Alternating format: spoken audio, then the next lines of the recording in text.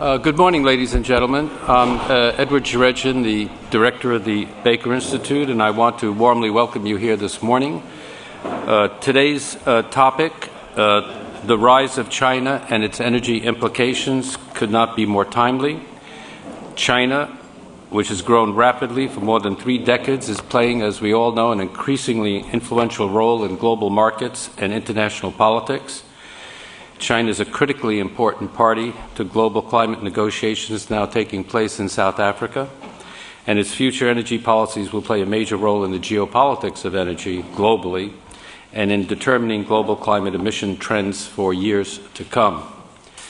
It's really hard to believe, I think you'll all agree with me, that only 2 decades ago China was a net oil exporter.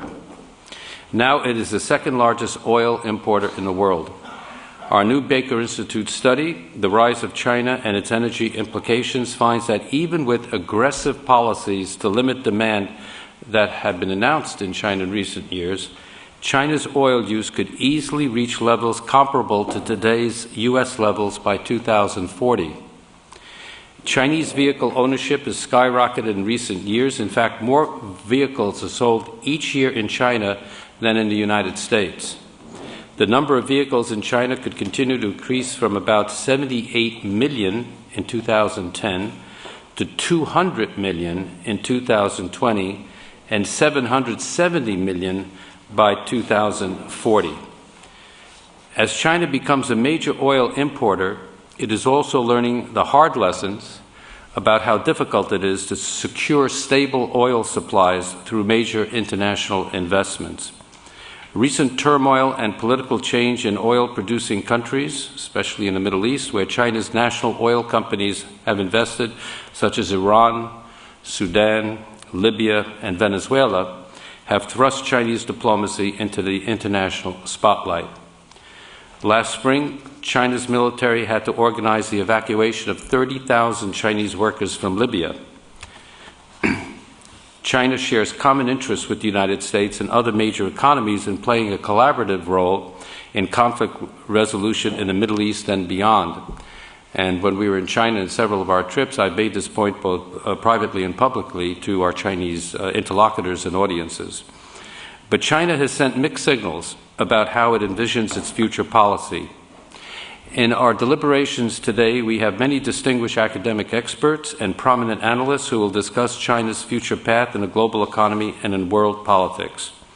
We are really happy and pleased to welcome scholars from around the United States, as well as distinguished guests from the Institute of World Economics at the China Institute of Contemporary International Relations and the Institute for Energy Economics, Japan.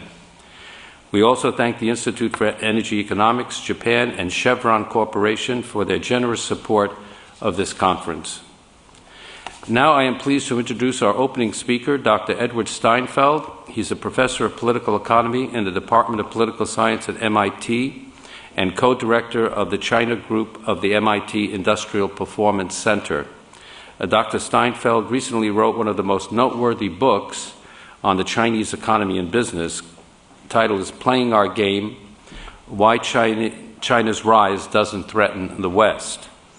In one of many positive reviews, Kenneth Lieberthal, the director of the China Center and senior fellow at the Brookings Institution, said that Dr. Steinfeld brings an unusual combination of talents fully into play. He is one of the very few who understand Chinese politics, Chinese economics, developments in international business, and a deep integration of the three. I would add to that comment that Dr. Steinfeld, he's one of the very few outside of China who understands Chinese politics. So, ladies and gentlemen, please join me in welcoming Dr. Steinfeld.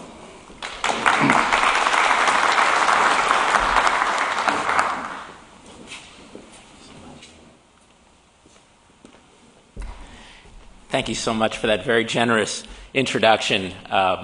There may be a bit of false advertising. I really can't claim to understand Chinese politics, but I am certainly a student of Chinese politics.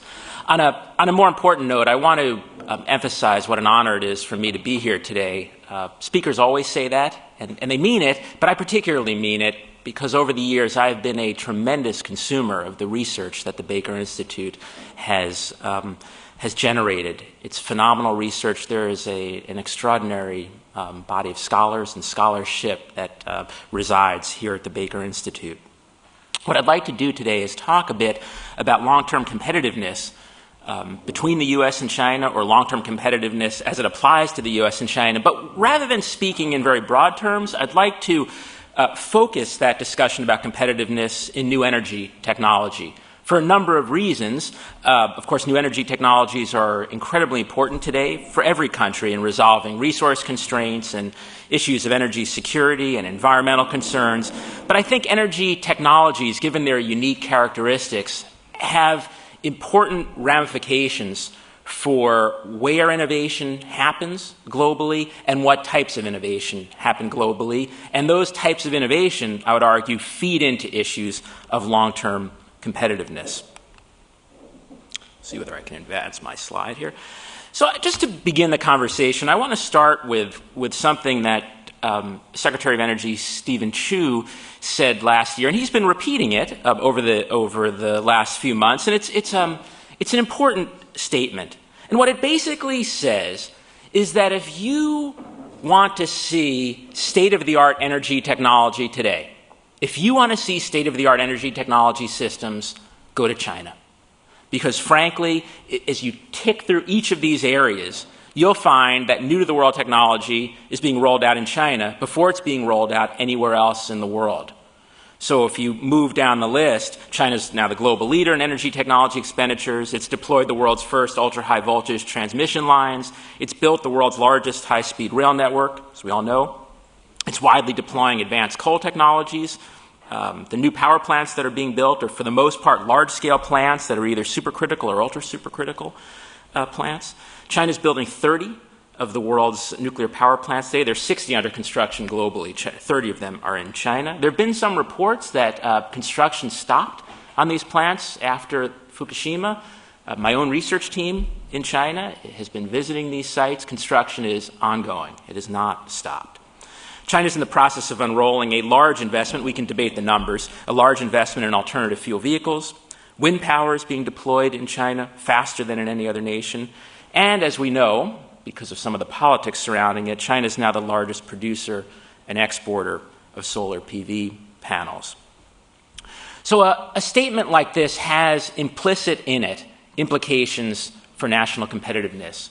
Actually, not so implicit. Secretary Chu's point in this speech was to argue that unless we substantially ramp up upstream R&D in energy technology areas, we will fall behind other nations, particularly China. I'll come back to that point because it's actually a complicated point involving complicated assumptions, which I think we can contest somewhat.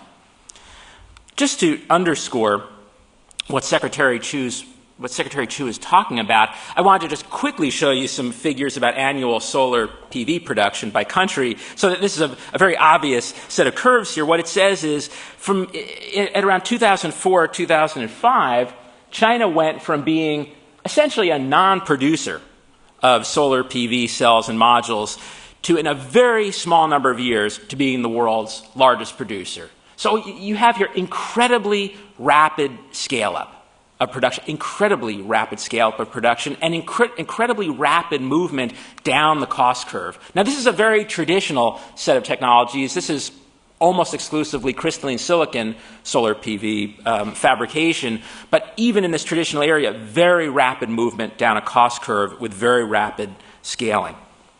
In a slightly different sense, this doesn't show so much the production side. It shows that in a very similar time period, China went from being essentially a non-global market for wind technologies to being the largest global market. It's certainly the fastest growing global market for wind technologies. So, of course, there are implications here. Just given China's scale, there are implications for competitiveness, but it's a very complicated story behind what this scale-up of technology is about. Sort of the punchline about complexity here is that in every one of the technology areas that Secretary Chu accurately mentioned, in every one of those areas, there is extensive foreign commercial participation.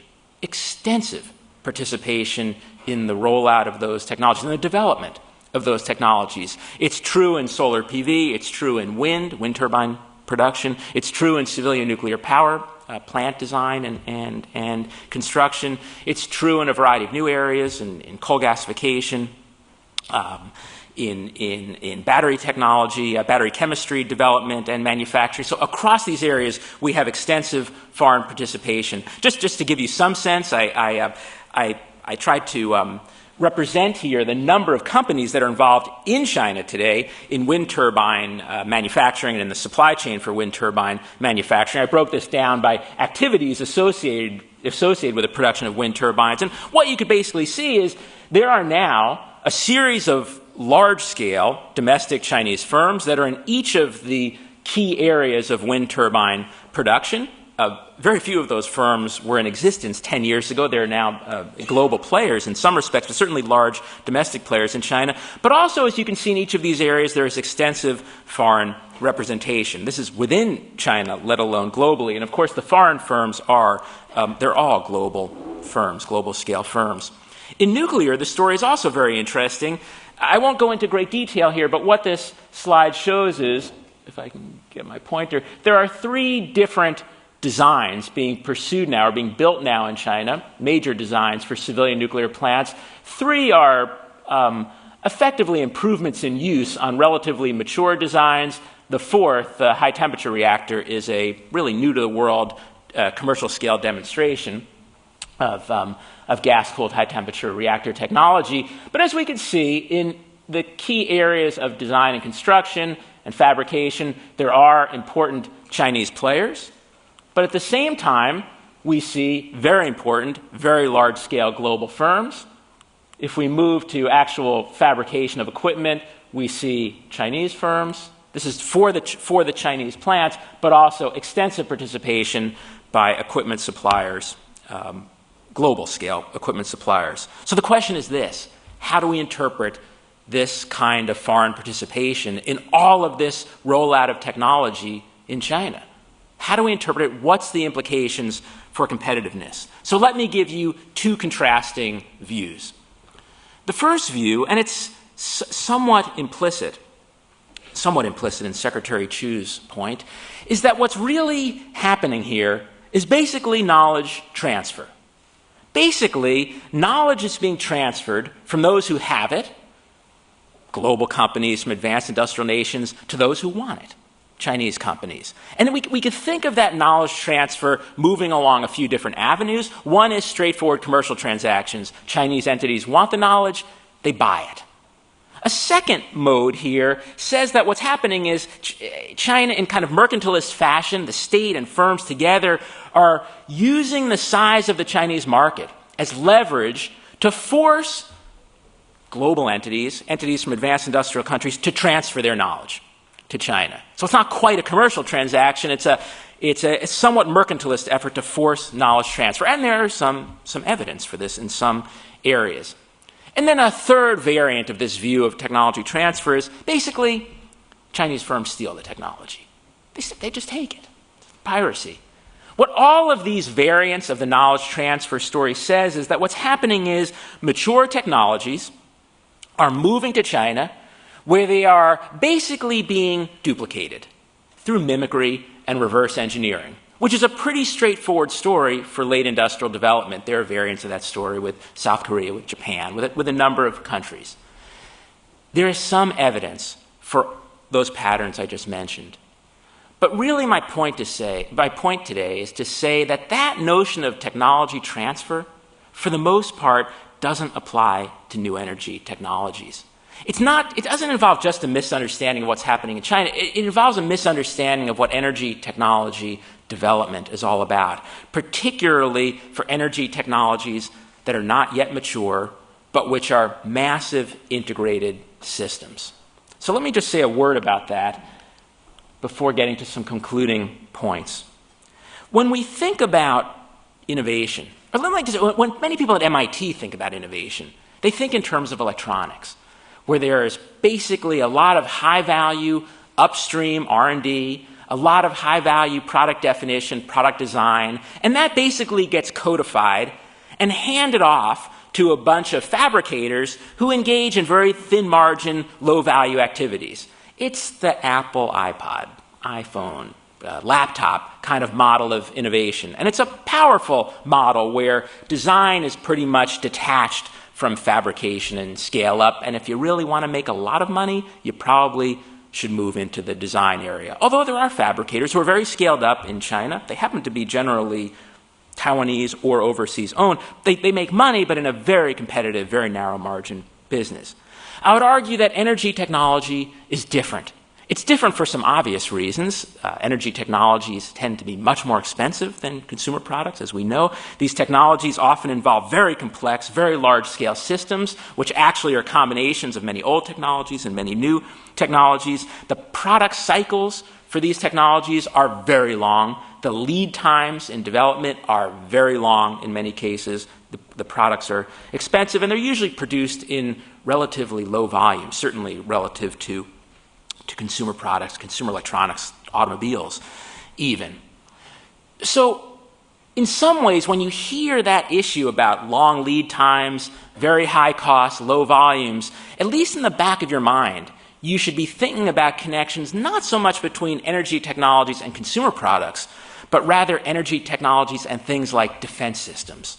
Large scale, very complex, very high integration costs, very substantial challenges on the engineering side in integration, and again, relatively low volumes. But there's something else I want to emphasize.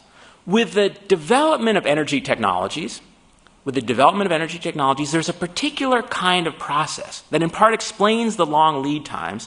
There's a particular kind of process which I think is extremely important to recognize. This sort of depiction of the process comes from work that we do, a number of us do at the MIT Industrial Performance Center, but really this particular notion comes from the work of my research collaborator, Richard Lester, and his collaborator, David Hart, who have a recent book on the topic. What they basically say is that energy innovation involves four very different kinds of activities. First, there is this kind of upstream activity involving the creation of options, really ideation, new ideas for technologies, often small entrepreneurial firms, sometimes large firms, but often small entrepreneurial firms get into this business. You can see them here, I'm sure. You could see them in Cambridge, Massachusetts, Silicon Valley. They may have a patent for a new coal gasification process or one that they're improving. They may have a design for a new kind of a wind turbine blade, but it's a new idea which has applications in energy technologies. Often the amount of funding required to develop these nascent ideas and technologies is relatively low. It's what can be provided by DOE grants, SBIR grants, venture capital particularly, but the scale is low. Moving from this creating options category into these other categories is critical, though, for actually coming up with a system that can deliver the demands that customers want, maybe the generation of power, and that can be essentially turned into something for which commercial value can be realized. So what has to happen? Well, these various ideas, upstream ideas, have to be integrated at scale with a series of other technologies and demonstrated. The problem here is multifold. First, the challenges on the engineering side involving integration are very different from the creation of technology challenges over in the first box. So demonstrating viability involves considerable integration challenges. It involves considerable risk because, frankly, the individual component producers or individual technology producers may understand their technologies, but they generally do not understand how those technologies will interact with other technologies. And last but not least, this category involves very substantial amounts of money. And given the risks involved and the risk to return profile, usually commercial providers of capital are not willing to fund commercial scale demonstration. Almost always there's public funding for this kind of demonstration. Once the system is demonstrated and debugged and integrated, it still has to be adopted by somebody and put into operation in a commercial setting. So a new wind turbine has to be put into a wind farm and connected to a grid. A new power plant that has an embedded coal gasifier has to be put into operation and connected to a grid. And that also involves innovation and debugging and innovation, frankly, on the regulatory side as well. And then last but not least, once these systems are scaled up and deployed, there are a series of follow-on innovations that take place involving improvements in use. So what's the punchline of this story?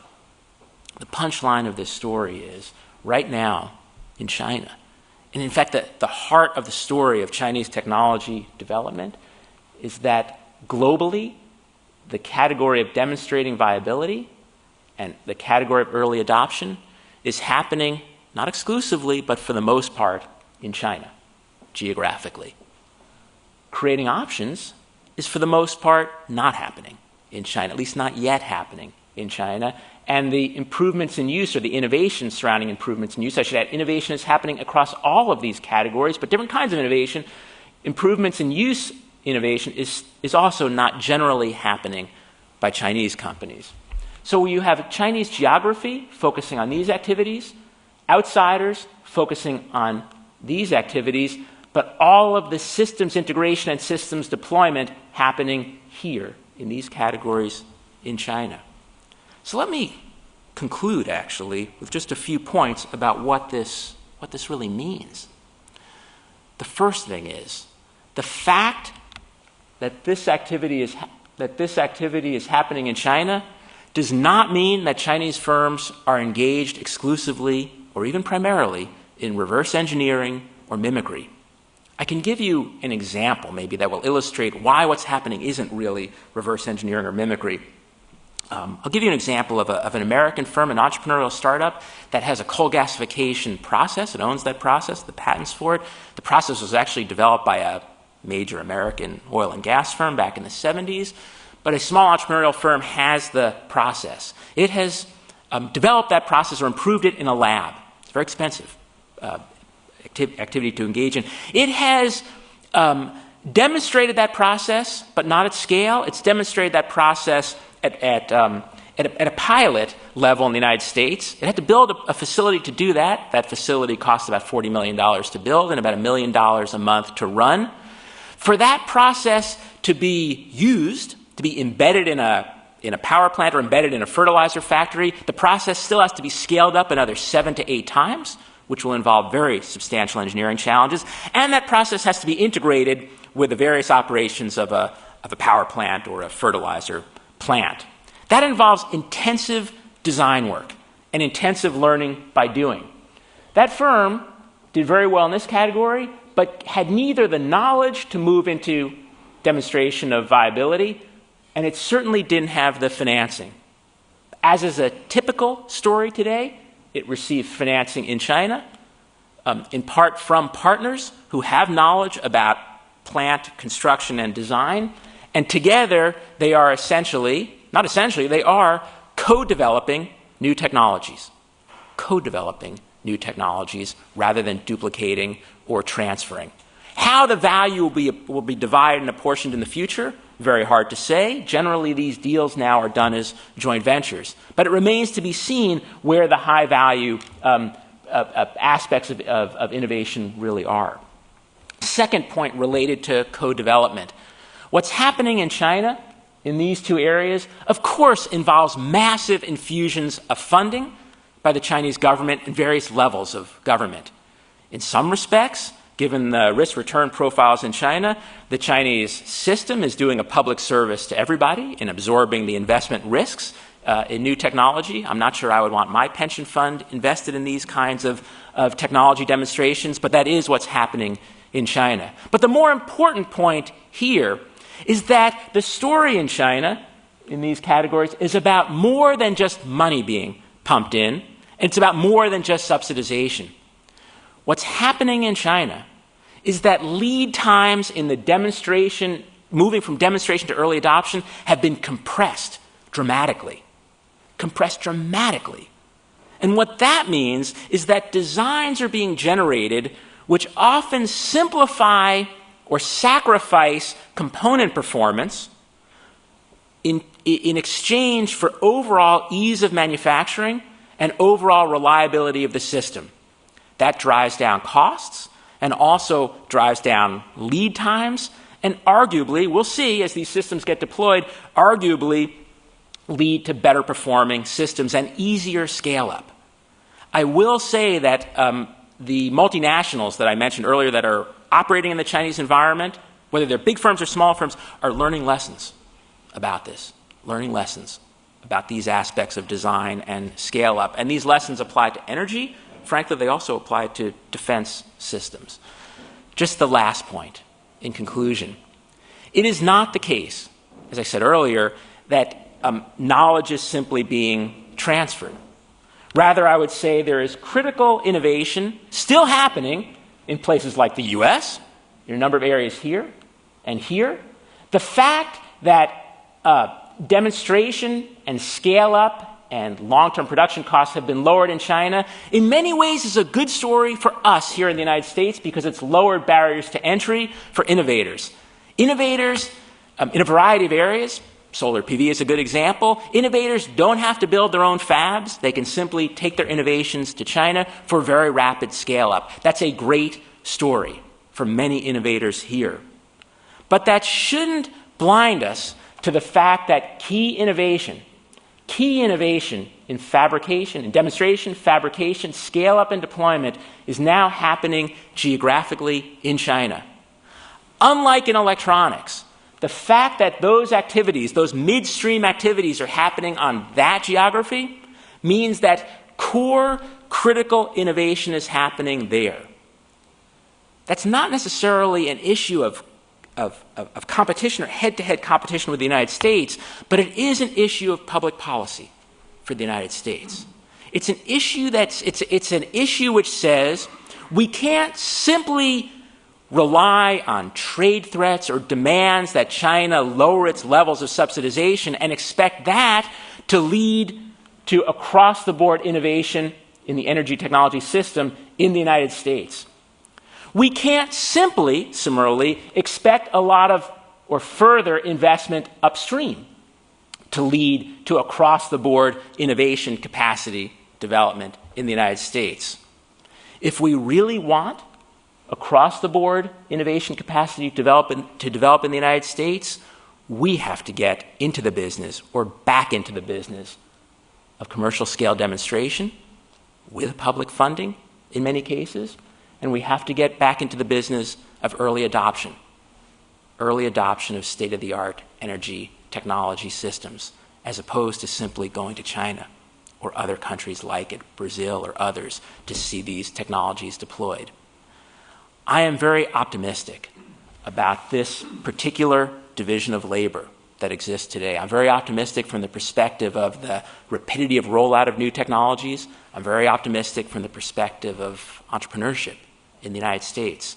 I'm not optimistic about our political capacity and political will, frankly, to conduct the kinds of investments which will allow us really to have or restore across-the-board innovative capacity in energy technology development. Thanks.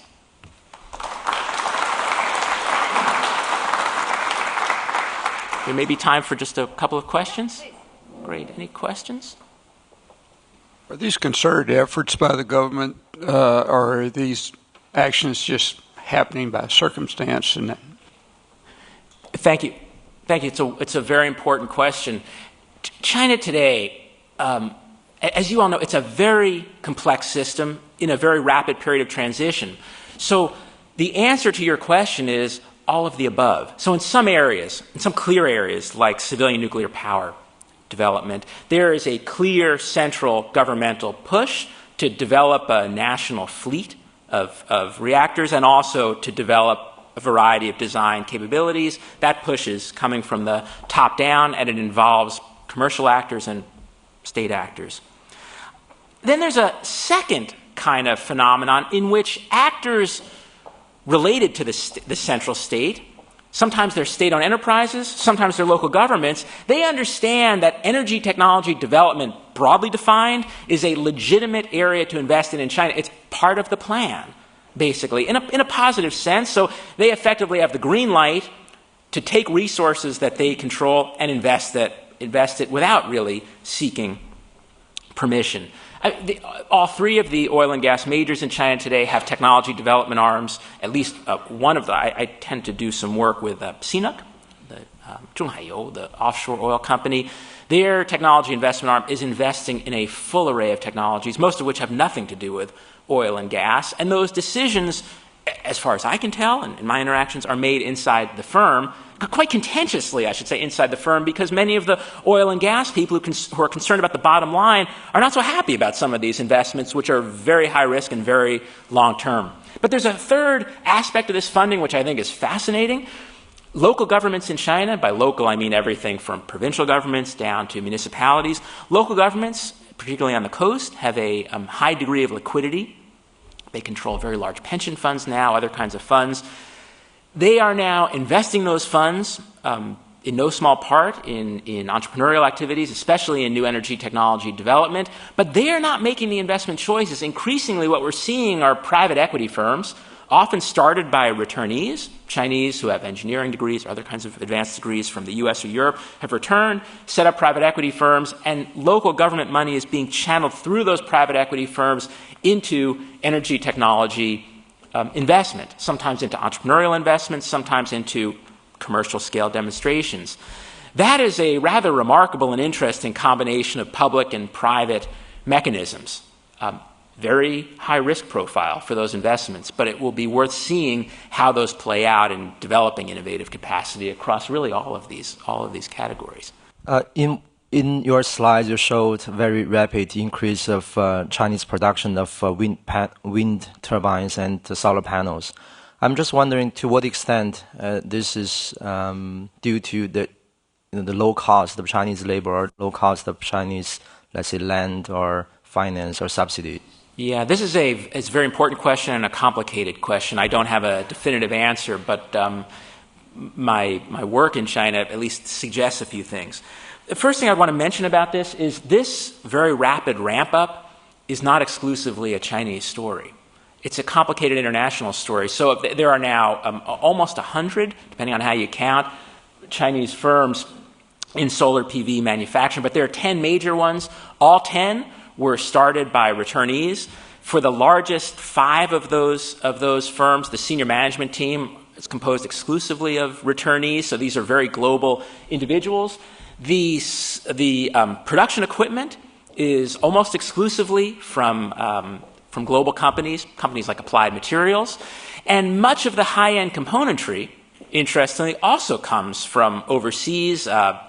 DuPont is a good example. There's a company called Innovolite, which DuPont recently purchased, which provides silicon inks, very, very new products to these companies, which effectively serve as a production platform. So you have a very international effort. There is very little labor in this story. Silicon PV fabs, they're like semiconductor fabs. You don't see workers there. And in fact, the technicians who are there are expensive. In Shanghai today, a technician, not an engineer, but a technician in a solar PV fab costs about 3 times what that same technician costs in Malaysia, and is about comparable to what that technician would cost in the United States. So it's not really a labor story. Part of the story does involve rapid scale up through regulatory mechanisms. For a solar PV operation, at least what these operations have reported to me, to start a fab, to get a fab up and running in the United States, just to move through the permitting process would require about 3 years. In China, it generally requires 5 to 6 months to get everything up and running, and construction times are very short, as I suggested earlier. That all translates into cost, very powerful cost issues.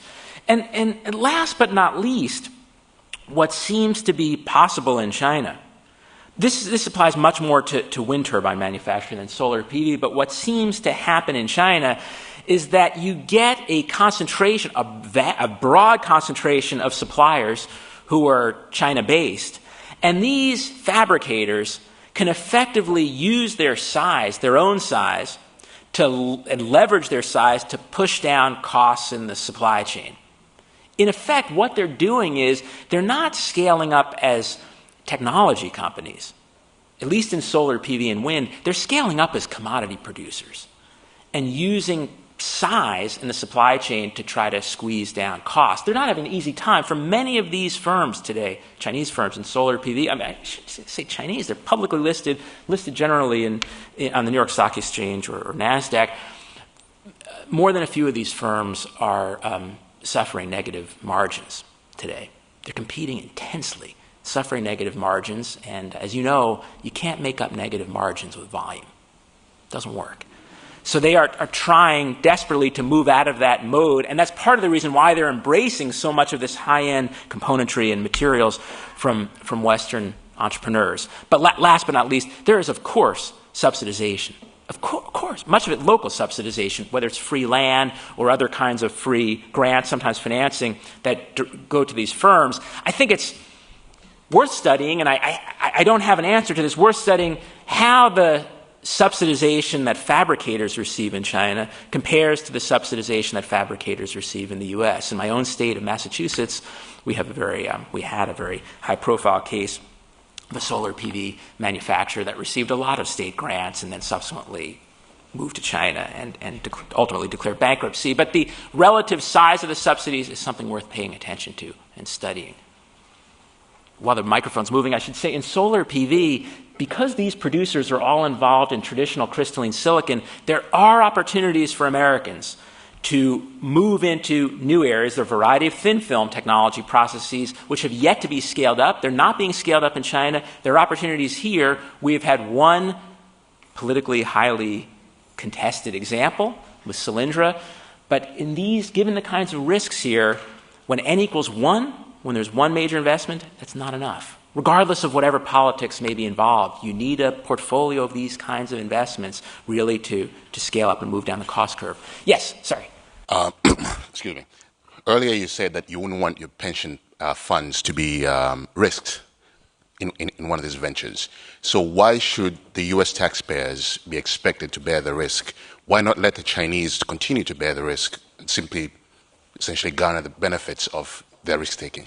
Yeah, I think that's a great question. And I don't have an answer to that question. I think that's sort of the question that we all have to think about. So at one level, I completely agree with what I think is the spirit of your question, which is to say, look, the Chinese business ecosystem, for whatever reason, has a different risk-return appetite. And because they do, let them just do it, and we'll be the beneficiaries. And frankly, I completely agree with that. And I think we can be beneficiaries in certain areas, as I said, particularly in upstream ideation and new concept development. But I do think that some of the innovative capacity that is generated with scale-up and early adoption, it has crossover potential to other areas, some of which are defense-related, which I think are public goods in the United States. So I don't think that my pension funds or my tax dollars should be invested in commercial scale demonstration, scale up, just so that we can be full scale across the board energy technology producers.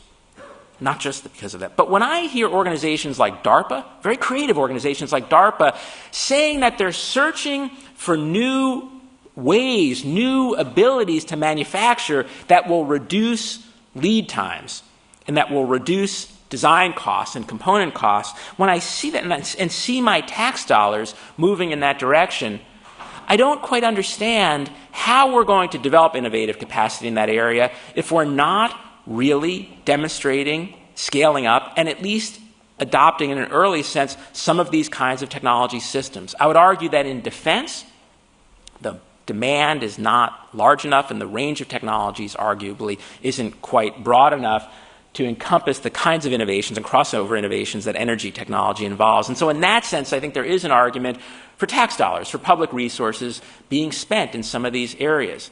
But it's not an easy issue. It's going to be a balance of some kind that's going to require a public debate, and a public debate which, unfortunately, I don't think is really happening in the United States. Thanks for that question. Okay, thank you very much. Thank you so much. Thank you all for your patience.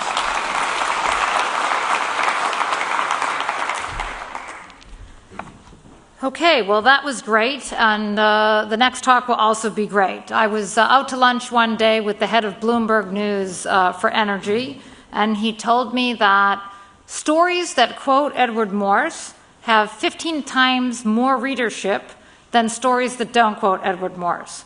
And he said that Edward Morse was the linchpin to having people read his Bloomberg stories.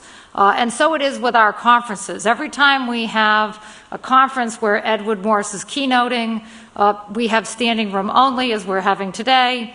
And then for weeks afterwards, I'll bump into people at cocktail parties, and they'll say, "That was an amazing talk that Ed gave, and what did you think about his point A, B, or C?" So, and I've glanced at Ed's slides for this morning, and so I know that we're going to have similar insights. Ed is currently working as the Managing Director and Global Head of Commodities Research at Citigroup. He is the Chairman of the New York Energy Forum, which is part of NYU, Ed? Independent now. Okay, independent now. And he's on the academic advisory boards at Columbia School of International Public Affairs and at SAIS in Washington. I know Ed because I worked for Ed for many years when he was the publisher of Petroleum Intelligence Weekly. He was a great boss. He remains a great mentor. And it is always an honor to be able to introduce him. Thank you very much.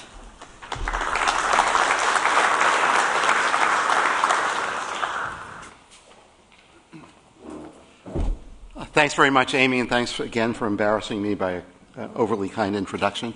I took Amy's challenge to think freshly about China and its rise as a center of energy in the world. And I started with the puzzle, and the puzzle is really quite simple. It has to do with the fact that as a limited time ago as 3 years ago, people looking at China would say, well, they certainly, the Chinese economy certainly has a great influence on what's happening across commodity markets, but it's a passive price taker. And given institutional blockages within the Chinese economic system, the Chinese political system, China will never actually take the role of price maker that other global powers have when it was their turn for international leadership, just as it's now not unusual that commodity pricing largely takes place in London on the LME and in New York or Chicago on the CME or NYMEX. The puzzle exists because there was one dramatic change that I'd like to talk about, and that's in the iron ore market, where China has become the price setter globally for a particular commodity. And the question that I really am looking to pose is whether that experience in China can be enhanced with trading on an exchange in China, or whether it can be enhanced by seeing Chinese exchanges or China pricing points becoming major pricing points for other traded commodities, including energy commodities. And I've taken the improbable view that I'd like to argue at the very end of this, that China may well be poised to become the price setter globally for international natural gas markets. And I'd like to argue that it is still unlikely for China in any period of time between now and 2030 to become a price setter on global oil markets. So that's the thrust of my observations, and I'd like to walk you through the arguments, because nobody can really doubt the rise of China in the global economy, and it's a country whose economy has really risen to preeminence in many sectors of the global economy, sometimes on the buy side, sometimes on the sell side in areas of exports, and with some increased frequency when the Chinese economy is a linchpin for both the buy side and the sell side. On the buy side, it's clear that China has become the largest importer by far of a number of key commodities. Its share of total consumption of metals is just under 50%. Its share of global imports of metals is very high, whether you're looking at iron ore or copper or some other markets. In energy, its share is particularly low. and is likely to remain low for reasons that we can discuss. Of course, on the sell side, it's been stunning to see the growth of Chinese exports as a share of global exports just in the last decade or so. And this is true in raw materials, it's true in intermediate goods, and it's certainly true in final processed goods. And when China is the linchpin between the buy side and the sell side, which is most preeminently the case when we look at iron ore and steel, it is phenomenal in its position in the bulk commodities, both in financial terms and in terms of share of the global market. And when we think of bulk commodities, we also have to think of global freight markets and the extraordinary role that China is now playing in those markets as well, and here we have listed the 10 largest maritime ports in the world. Outside of China, which occupies 7 of them, one of them is also in Asia, it's Singapore. One of them is in Europe. You could argue Rotterdam is the main entry point for Europe. And one of them is in South Korea. None of them is in North America. So on the bulk commodity side, including freight as part of the bulk commodities, China really has loomed extraordinarily large. And the question is, what does this mean? As China has in just 2 decades moved from being a price taker to a price setter. And I want to look in some detail at this. It's easy to talk about China as an influential part of global commodity markets. We know that because of the times that people can point to manipulation of individual commodity prices by Chinese buying patterns, Chinese inventory patterns. To the degree we can measure them, that level of influence is quite clear. And of course, we understand this from many anecdotal points that are in the news frequently and have been in the news frequently for the last 20 years of extra tough negotiating style and the influence that that has, or through the use of money and the influence of that has. And just on the use of money, I would note that in this area of the United States, which is so important for the pricing of oil, crude oil in some cases, and petroleum products in some cases, we've seen over the last year the price of Gulf of Mexico produced crude oils coming from Green Canyon or Poseidon or Mars production move from a perennial position of a steep discount to LLS, a light sweet crude, and now we've seen it as a trading at a premium to LLS and light sweet crudes, and it's not just for a matter of days, but it's now been for almost 5 solid weeks that this has been the case, and I would suggest that it's no accident that Chinese pre-export financing of oil from Ecuador and Venezuela has deprived the U.S. market of 500,000 barrels a day of competitive heavy crudes disappearing from the Gulf Coast market.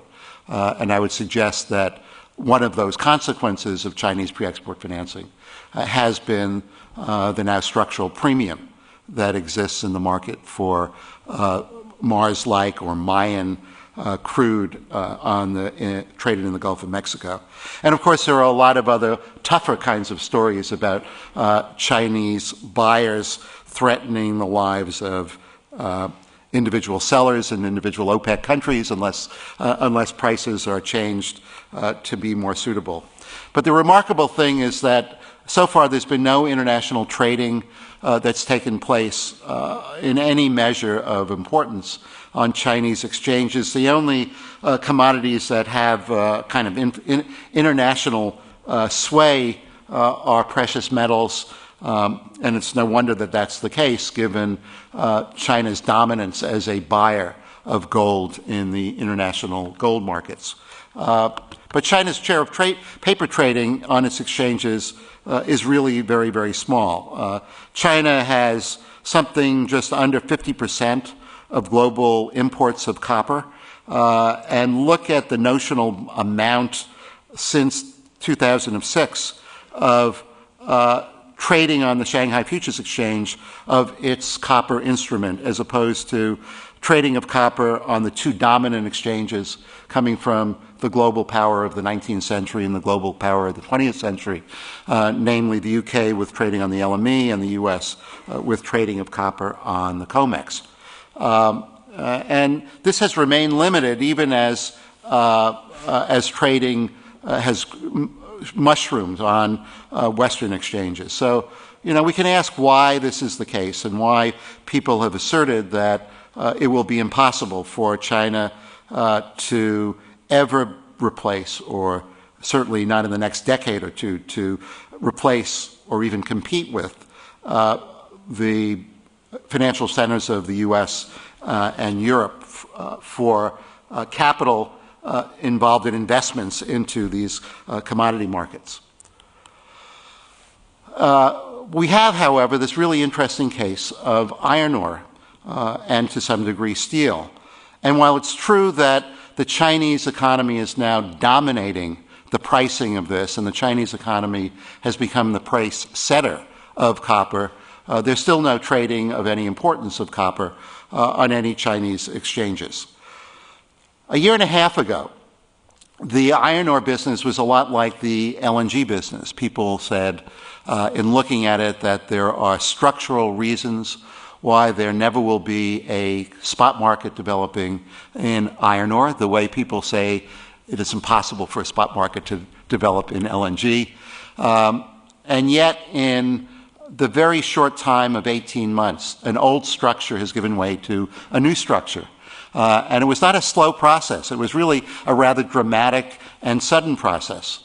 In the summer of 2010, or more accurately in the spring of 2010, the trading of iron ore was based in the old-fashioned way on bilateral negotiations between Brazilian or Australian sellers and buyers in Japan or buyers on the European continent. And they set a bilateral basis for a price. Turned out to be a price dominated by the supplier countries, no antitrust action taken, but it was a kind of common price, annual price setting for the global marketplace. And then we had a new entrant into the iron ore business from Indian suppliers in a market that started to be loose because of the conditions of 2008-9 after the recession of 2008-9 set in the U.S. and other parts of the OECD. And a new entrant tried to buy itself into the market. Indian suppliers started selling spot. And the Chinese buyers jumped on the spot price. And given the dominance that Chinese buyers have in the market, through some rough and tumble conditions, not unlike the conditions that I talked about in the oil market with Chinese buyers threatening the lives of sellers in OPEC countries. But we certainly had a number of sellers of iron ore running into civil problems in their visits to China. A lot of people went to jail. A lot of accusations were made. And the Chinese marketplace is kind of really important, with about 50% of global imports.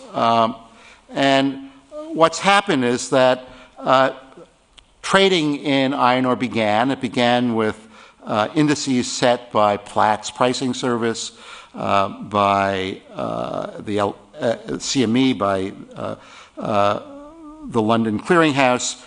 But finally, it was the Singapore Exchange, which really took off. And the Singapore Exchange has now become the dominant trading center for iron ore. And the settlement is based on TSI, the steel index, CFR, which means essentially CIF without insurance. So it's a landed, delivered price. And it's physical delivery into a set of 6 Chinese ports. And so we have this phenomenal change that took place first with quarterly pricing based on spot prices, replacing annual price establishment between buyers and sellers. And now we have a spot market with marking to market taking place.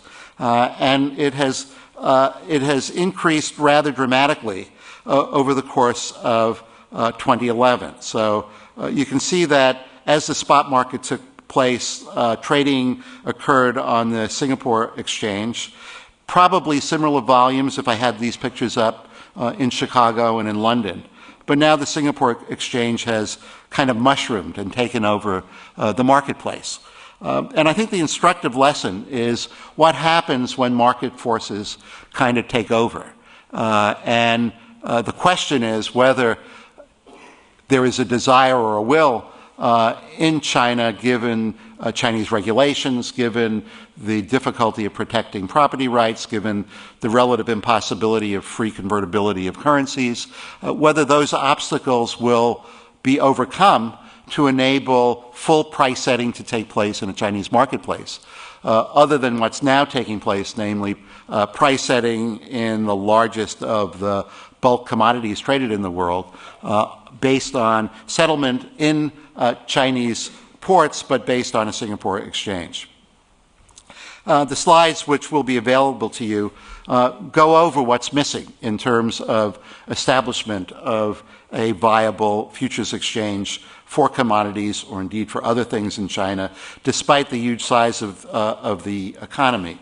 But this has led me to think about whether this can happen in the energy marketplace, and I'd like to suggest that it is almost certainly inevitable that it's going to happen in the LNG world, and it's almost certainly going to happen over the course of this decade. And the reasons it will happen is the same set of reasons that are associated with what's happened in the iron ore market, namely China has risen to become a very big LNG player from a position of being an insignificant importer of LNG. By the end of this decade, China will inevitably surpass Japan as the world's largest importer of LNG, and the old price mechanisms are likely to be replaced by new price mechanisms. The traditional price mechanism on LNG is based on the original Japanese contracts, which were oil-based, based on imports into Japan. The oil link was there because Japan has no energy resources to compete with imports, no indigenous oil, no indigenous coal of any magnitude, no indigenous natural gas, a lot of indigenous nuclear that's now offline. But the price setting that took place was based on a desire to find a way to replace oil, which was used across all energy uses in households and industrial use, in home heating, in transportation, of course, but also in power gen. And the Japanese guidance by the government to LNG importers was to encourage the exporters to have a price equal to the oil price imported into the Japanese market. And then the LNG business grew around that crude oil link, because the next two big importers of LNG, Korea and Taiwan, were like Japan, countries with virtually no indigenous resources, no real natural competitive domestic price. And I'd like to suggest that in this decade and the next, the big incremental buyers are going to be very different from the incremental buyers of the last 3 decades. They will be India and China, which, unlike Japan, Korea, and Taiwan, have indigenous resources that are growing in the production of oil, in the production of coal, and of course in the production of natural gas. And China, I think, is taking the lead on what's unfolding, looking for imports into port cities, each of which has its own pricing mechanism based on a complicated set of things. There's no natural, singular natural gas market in China as of yet, and there are imports by pipeline, currently from Turkmenistan, soon from Uzbekistan, based on different marketing principles from the oil link. And I'd like to suggest that as exporters from a country not on this map, namely the country to the south of this map, namely Australia, as those exports come into the marketplace, they will be larger in volume by the end of this decade than the volumes of Qatar, which is currently the world's largest exporter of LNG.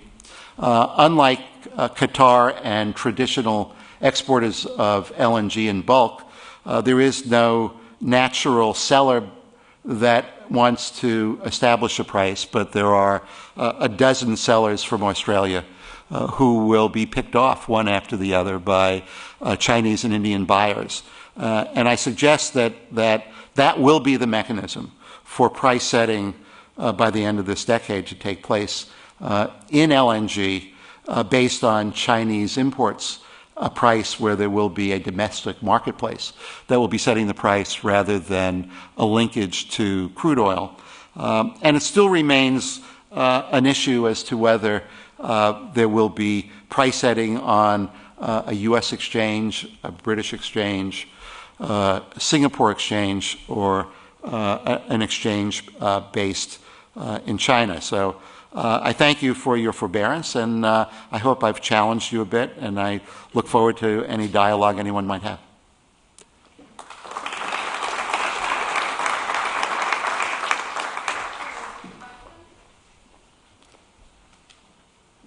I wonder if you could explain a little bit, spin out a little bit the actual effect on how much gets paid in the energy sector as a result of this sort of change in pricing structures that you're laying out for us. I mean, does this ultimately mean that oil and gas becomes more expensive, becomes less expensive? Do the states exercise this, would there be the ability, for example, for the Chinese government to somehow exercise more influence, conscious influence on the pricing structure of energy markets? In other words, would there be some sort of ability to systemically disrupt the pricing structure of the markets, given the scenario that you're laying out here? Yeah, it's an intriguing question. Let's look at what happened in the U.S. So you go back to when many of us in this room started learning about the oil market, which is the largest single internationally traded market by volume, tonnage, and by value. So you don't have to go back very far to a period of time when the U.S. had price controls. Every European country had price controls except Germany.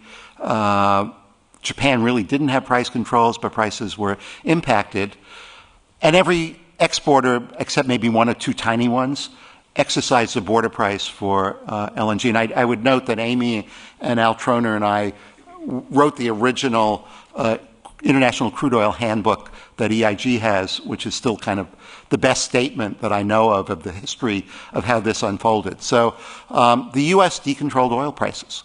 And as a result of decontrolling oil prices in this huge market, competition existed. And because the market was large and growing as an import site, exporters could be picked off one after the other to move away from officially set prices by governments on a FOB basis into delivered prices based on the marketplace.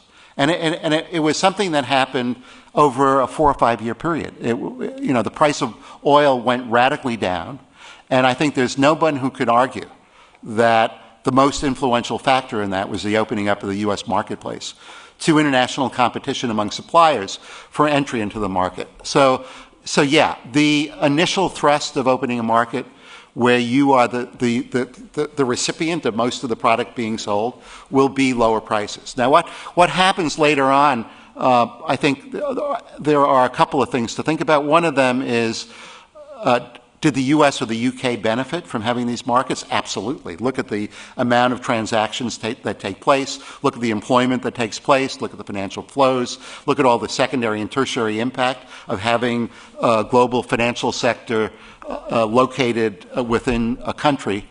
And then you get to the more intriguing question of what happens in the longer run. And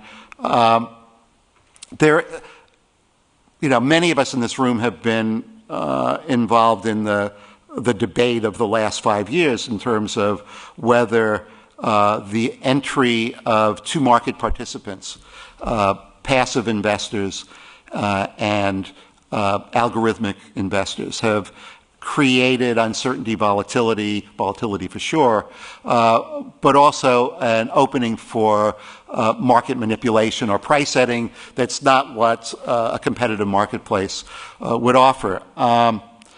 We're not going to have that debate now. I think there are times when you can argue prices are higher because of these new market entrants than they otherwise might be. It's hard to argue that over a length of time, call it 3, 4, or 5 months, that you can get in a competitive marketplace prices that are sustained at a higher level. But there is no doubt that exchange-traded commodity trading brings a more competitive practice and brings to consumers globally a lower price than otherwise would be the case. And that's exactly what's happened in the iron ore market. It's what happened in the oil market, and it's bound to happen in the LNG market.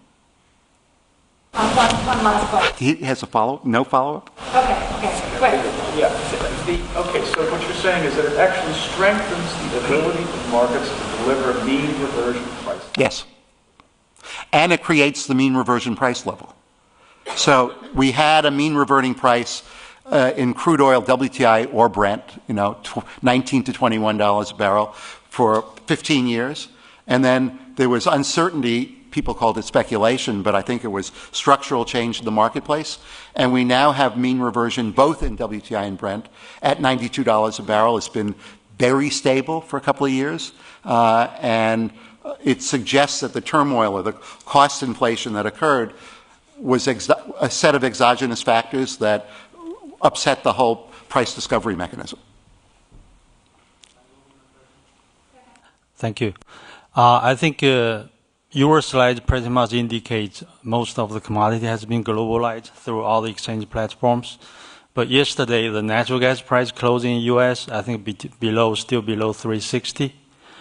Back in April, after the 3/11, the tsunami in Japan, there was a time between West and East. The natural gas price gap goes to as high as $12 a million BTU. So my question to you is, what's your view to U.S. natural gas market in the coming years or decades? Yeah, two separable issues, by the way. The LNG market was suffering from overcapacity until the Fukushima disaster. So there was, I believe, 40% overcapacity in Qatar because they couldn't find buyers in the market that were going to buy on an oil link basis. And one massive disaster in one part of the world changed the market dynamics by eliminating all global overcapacity in LNG. And no wonder that was supportive of the oil link price. The spot price effectively became the dominant price, and by happenstance, it was the oil link price in part of the world. That's evolving, and it's going to change. And it's, I think, a kind of fundamental mistake to say, aha, the oil link contract is here to stay because of the post-Fukushima effects. In the U.S., the global gas market is global LNG trading. It's an arbitrage trade. The markets are very local. There are very good reasons why the U.S. market is priced under $4, why the U.K. market is priced between $8 and $9 per million BTU, and why the external markets in Asia are priced at a higher level in the $12 to $15 per million BTU range. It's basically got to do with the arbitrage among markets that are predominantly local and where the costs of transportation are overwhelming. And the law, when you take LNG from one part of the world and put it in another. Okay. Thanks very much.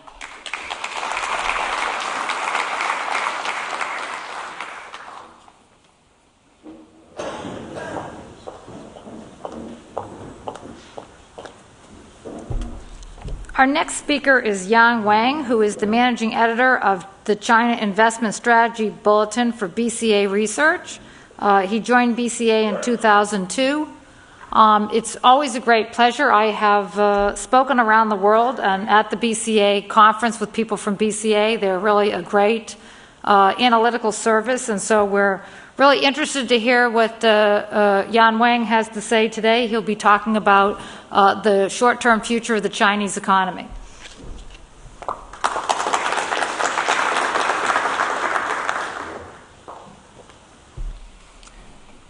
Good morning, everybody. It's a pleasure to be here, and it's a great honor to be able to share the podium with some of very highly respected names in this field. In my assignment today is actually talk about Chinese growth outlook and its impact on global economy. So this is a huge topic, and I think we can take days to talk about. But here, I just want to maybe just make 3 points about make 3 points this morning. The first one is the cyclical outlook about China. We know from investors' point of view, there's always the debate about whether or not China will be able to have a hard landing or soft landing. This is always the kind of debate about China. This is a cyclical outlook. We know Chinese growth has been slowing down, but how much further slow down we would expect. Another point, the second point is more of a structural outlook. This is, we know there's a lot of talk about how unsustainable Chinese growth model is. So how do we see Chinese growth will be, how China will grow in the world that, we have a lot of structural problems in the developed world. So how China will grow without, let's say, dependence on export market. And then the third point is I want to show some impossible charts that relates to some of the points that previous speakers talked about. We have been showing these charts for more than 10 years. So this is basically Chinese demand for commodities. So let's start with the cyclical outlook. So basically, can China muddle through this? We know we are in a global crisis. Whether or not China can maintain a reasonably strong growth, that's not only important for China, but also important for the global economy, because China has been the largest marginal source of growth over the past couple of years. So we think there's a reasonable chance, or there's a good odds, that China will be able to muddle through this for 2 reasons. The first one is we know Chinese growth has been slowing down, and there are 2 reasons why growth has been slowing down. One is policy tightening. So these are the self-imposed growth constraints policymakers have put on the country. So basically, the idea is if these are self-imposed growth constraints, so by definition, these restraints can be removed. So let's have a look at this. So basically, we are seeing Chinese monetary policy or overall policy environment is turning from restrictive to more stimulative, and that's good news for growth. So we can have a look at this chart. This chart is a very simple chart. This is Chinese money supply, and the bank credit goes back to about 20 years. So we can see Chinese monetary aggregates growth peaked at November 2009 at around 40%, let's say for M1, peaked at 40% in November 2009, now it's below 10%. So the idea is not only Chinese monetary environment has been renormalized after the crisis, after a massive monetary stimulus program during the 2008 financial crisis, but actually I think now the economy has been suffering a credit crunch, and that this is where the Chinese policymakers are trying to change. So starting from this week, they are changing reserve requirement ratio after 3 years, and this is the first time there's a clear sign that monetary environment has approached a turning point from restrictive to stimulative. So obviously it depends on how inflation will behave. So because if inflation stays very sticky, then there's very limited room Chinese policymakers can maneuver. But we can have a look at some charts here. The top panel shows Chinese producer prices versus CRB raw industrial index. And the bottom panel is Chinese food prices versus CRB foodstuff index. So the message here is that in China, inflation has a very strong correlation with global commodity prices. So we can see an almost perfect correlation between some of the most cyclical components of the CPI measures with global commodity prices. And the message here is very clear. In the next couple of months, we will see a very rapid decline in headline inflation in China. And this is confirmed by our inflation model. This chart shows our inflation model is predicting that Chinese headline CPI will probably decline from around 5%, 6% to 2-3% in the next couple of months. And in these kind of models, we don't build in any of our own assumptions. This is basically a combination of leading indicators that typically lead Chinese inflation cycle. And the model goes back to more than 20 years, has gone through a couple of cycles. So if history, if the history, the historical correlation holds, I think we have seen the peak of Chinese inflation, and in the next couple of months, we will see inflation will become much less a problem for Chinese policymakers. So we know in this, starting from, I think it's in Wednesday this week, they cut the reserve requirement ratio for commercial banks, and we see there's a growing case that Chinese policy interest rate will be cut, and this is our interest rate model for China. It shows that it's the first time since the recovery happened in 2009. We are seeing the first time that the model is signaling that interest rate should be cut. So the next point about the cyclical outlook, I think, which I call this is the wild card, is the export sector. Chinese exports is the largest, it accounts for around 30% of the economy. So if we have a total collapse in Chinese exports, this will be a huge negative impact on Chinese cyclical outlook. So I still think this is exports, it's the most vulnerable point of the economy, but I think a slowdown is manageable if we don't have a systemic shock coming out of Europe. We have 3 points, 3 reasons for this judgment. The first one is strong emerging market demand. Strong emerging market demand, I think this is a very straightforward reason, because we know in emerging countries, most emerging economies, they don't have the structural problems that some developed countries have. So, for example, they don't really have the consumer bubble. They don't really have the kind of credit bubble. So emerging market demand will likely be structurally stronger than developed world. And this is important for China because over the past 10 years, we see a very clear development. So this is a breakdown of Chinese exports to emerging countries and to developed countries. So clearly we can see emerging markets have become a much more important market share for Chinese exports over the past 10 years, and it's a lot more important than Chinese exports to G7 countries. So this is good news for China because we have a much bigger part of Chinese exports. They do not really have the structural problems. The second point is on Chinese exports is the U.S. market, the U.S. demand. We think U.S. may actually be a positive surprise. This week, this morning, we had some very good labor market. We have very good news on the U.S. labor market. So we think there's U.S. growth will probably remain sluggish in the next couple of years, but we think U.S. actually may surprise us on the positive side. I think the reason is actually a lot of reasons, but I'm not a specialist on the U.S. But I think from my perspective, it's very intuitive because all the deep cyclical sectors in the U.S. are so deeply depressed. Basically, there's nowhere to fall. For example, the top panel, housing starts. Housing started peak is 2.2 million. Now we have 600,000. So basically, the idea is they are already on the floor. So there's nowhere to fall anymore. So I think this is. So my view is that we will have a pretty sluggish growth maybe in the next couple of years. But from cyclical perspective, I don't expect a double dip in the U.S. growth. So I think that's very important for China because U.S. is still the single largest market for Chinese exports. And the last point is on exports is there has been some divergence even within Europe. We know Europe is the core of the problem today, but even within Europe, there has been some divergence in terms of domestic demand.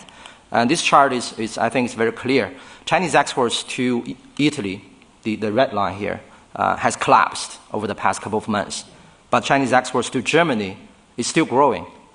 So I think my view here is that as long as the crisis does not spread from the peripheral countries to the core European countries, this kind of divergence, there is a good chance that this kind of divergence may persist. And that I think this is also good news for China because the five peripheral countries that are now struggling with crisis only account for 3.5% of Chinese total exports. So is Italy a peripheral country? We consider that. It's. I'm just saying, why isn't France up there rather than Italy? Because I think Chinese exports to France are now still growing. It belongs to.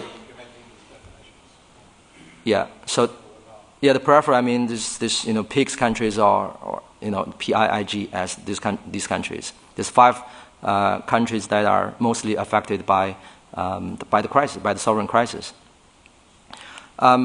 So I think if we summarize here is that we think there's a good chance that China will be able to engineer a soft landing. I think the exports is still the most vulnerable part of the Chinese economy. But as long as we do not have a systemic shock coming out of Europe, I think there's a good chance that China may actually muddle through this. So let's move on to the structural outlook. How will China grow? So over the past, actually since China growth as Chinese growth began to pick up in the past, let's say, past decade, there has always been this kind of concern. Chinese growth is not sustainable. It's too much dependent on capital spending. It's too much dependent on exports.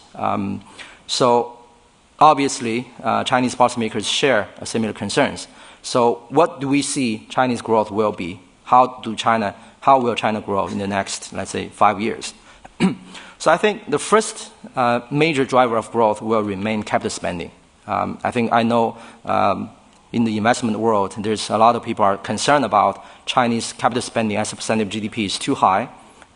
It has to slow down. My view is actually quite the opposite. I think China, at this stage of industrialization curve, the sure way to grow is actually accumulate capital stock. And the only way to accumulate capital stock is through capital spending.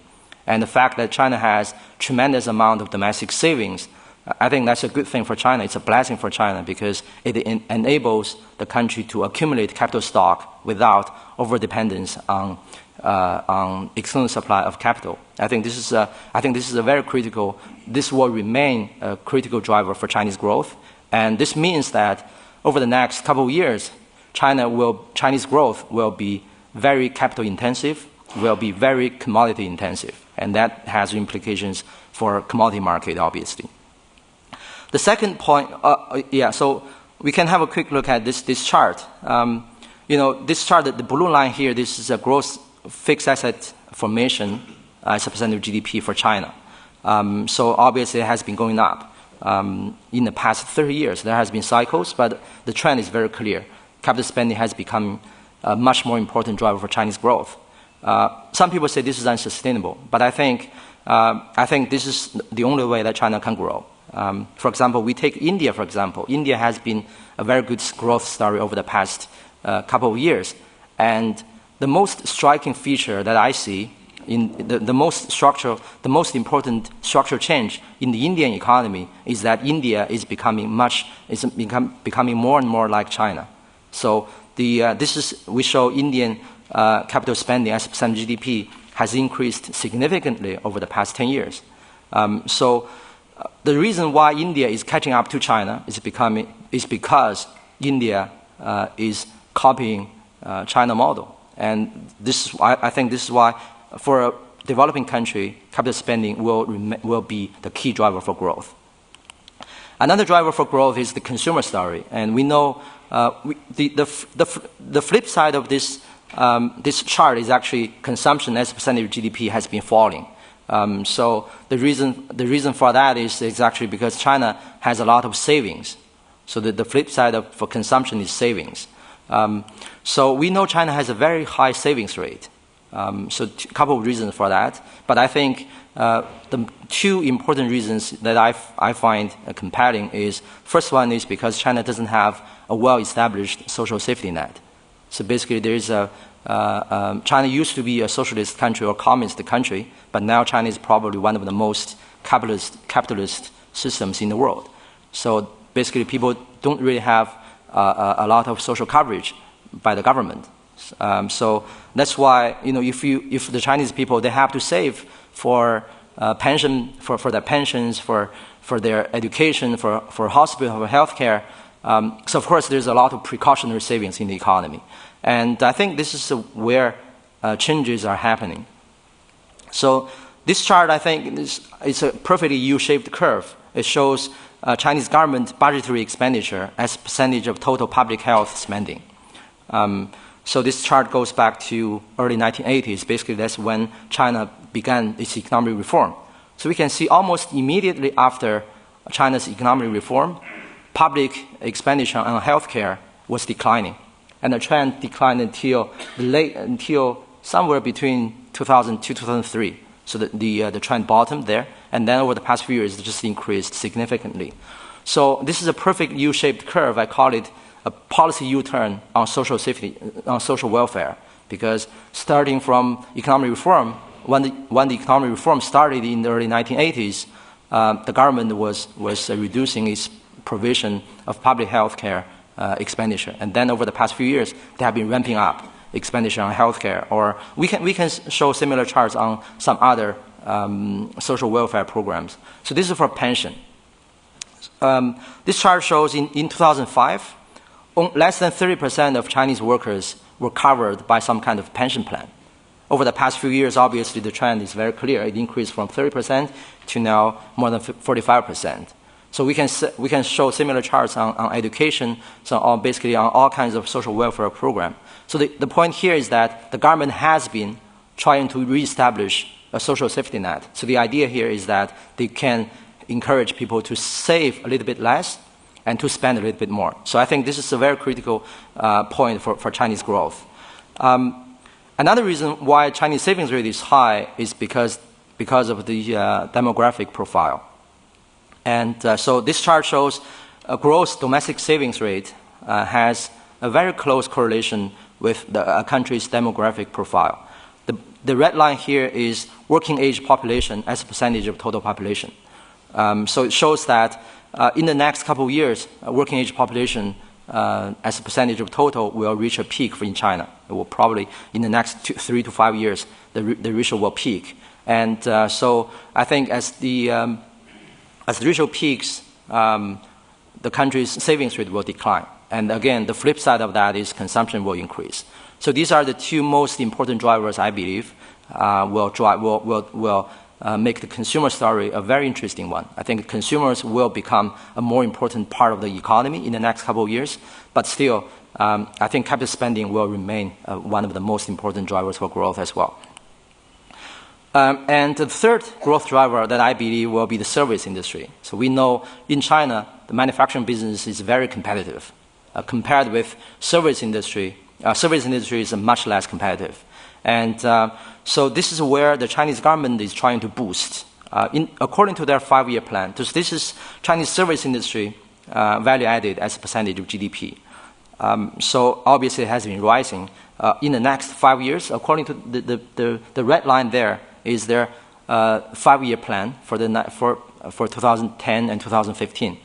So basically, in the next couple of years, the Chinese government wants to increase the share of service industry in the economy. So I'm not saying whatever Chinese government plans to do will succeed, but I think this plan has the credibility is because one of the most important reasons why Chinese service industry is not competitive is the service industry is much more heavily taxed than the manufacturing business. So one simple fact is, in China, service industry is taxed based on the revenue, but the manufacturing business is taxed based on value added. So we have value added tax for the manufacturing business, but we have a business tax for service industry. And this is, and especially for if you are exporters, your value added tax will, the government will rebate, will give you back. So that's why there's a lot of fiscal incentive for the manufacturing business. But starting from next year, the government will reform the tax code for the service industry. So they will introduce the value-added tax to the service providers. So I think this is one. So because of the tax, I think the tax is one of the important reasons why service industry has been structurally weaker than the manufacturing business. And this is one of the key causes. And the government is now trying to solve this problem. So that's why I think there's a good chance that service industry will play a more important role in the next couple of years. So this will be another growth driver for China. And the last growth driver is the catch-up of inland China.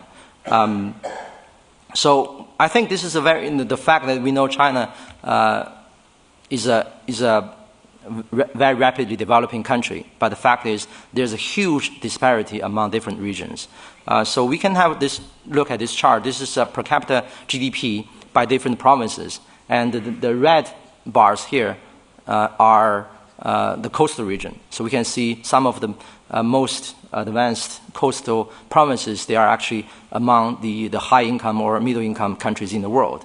But the poorest countries, they are probably comparable to countries in Africa or in some really, some of the poorest countries in the world. But we see there's a catch-up process going on here. So the top panel shows the share of Chinese nominal GDP in the eastern region obviously has been rising, but over the past few years has been declining. And we see a catch-up in the western provinces and in the central provinces. So the catch-up process has clearly been taking place. So I think two reasons why this catch-up is developing. One is, again, it's a capital spending story. Chinese government has been investing tremendous amount of resources in the inland provinces. So for example, here we can have a look at the share of government expenditure in the eastern provinces declined sharply over the past few years and increased dramatically in the inland provinces, in the western part of the country, in the central part of the country. So this is the public sector capital spending. And we can have a look at the foreign direct investment. We can use this as a proxy of the private sector capital spending. We see a similar picture here. FDIs are increasingly flowing to inland provinces rather than the eastern provinces. So the capital spend, this very rapid growth of capital spending in inland China, I think this is very good news for those inland provinces, because that allows them to accumulate capital stock, to allow them to improve their productivity. So one chart is very clear here is if we take manufacturing as a percentage of GDP in some of the most developed coastal provinces, Guangdong, Shandong, Zhejiang, Jiangsu, for example, the manufacturing share of the economy has either stagnated for years or has been declining. We can see a similar chart, same chart for some inland provinces. So we can see manufacturing as a percentage of GDP is rising very rapidly in central provinces and in the western provinces. So clearly, industrialization process is quickening in inland provinces. So I think this will be a key driver for Chinese growth. The catch-up of inland provinces will be a very critical driver for Chinese growth. So then let's have a look at those impossible charts. So basically, I want to show these charts basically to show the point that Chinese growth has generated huge pressure on energy and commodity supply. So we have been showing these charts for more than 10 years now. So top panel is a very simple chart. The top panel shows Chinese urbanization process or industrialization process compared with what happened in some other countries over the past couple of decades. So clearly, if we assume China continues to advance along the roadmap that some other countries have gone through, Chinese urbanization rate will increase from 50% today to around 80% in the next 20, 30 years. So that means that will translate into 530 million net increase in urban population. So this will generate tremendous pressure on resources. So just imagine how many homes the Chinese need to build to accommodate 530 million net increase in urban residents. So again, if we overlay Chinese per capita demand of key resources with some other countries, if China follows the same roadmap, we call these charts impossible charts, because already China is the biggest factor in commodity market over the past few years. But still, we look at per capita consumption of almost all key resources. China is still a very small part. It's a tiny portion of some other countries have, like Korea, for example. If China continues to grow, if China ever reaches Chinese per capita consumption of oil or copper ever reaches the level that Korea has today, the world, I think the world will run out of copper or run out of oil. So something has to happen. So that's why I think the first speaker was talking about China will have to invest very aggressively in whatever alternative resources they can have. They will have to invest tremendous amount of resources to secure a supply of key resources around the world. So take oil, for example. Before 1994-95, China was a net oil exporter. And then in 1994-95, it became the first time it became a net oil importer, and then never moved back. Now China is one of the largest oil importers in the world. We see this is happening in coal. Last year, in 2009, China became, for the first time, China became the net importer of coal. So I think this is very critical. This is a historic time, in my opinion, because if this is important in the sense that coal is a much more important source of energy for China. Coal accounts for more than 70% of energy consumption in China, compared with oil. Oil is around 20%. So if China is a net importer for 70% of its energy consumption, I think this is a huge problem for China. This will generate tremendous demand, a tremendous pressure on not only on the economy but also from policymakers' point of view. So I think I'm run out of my time. Great. Thank you very much.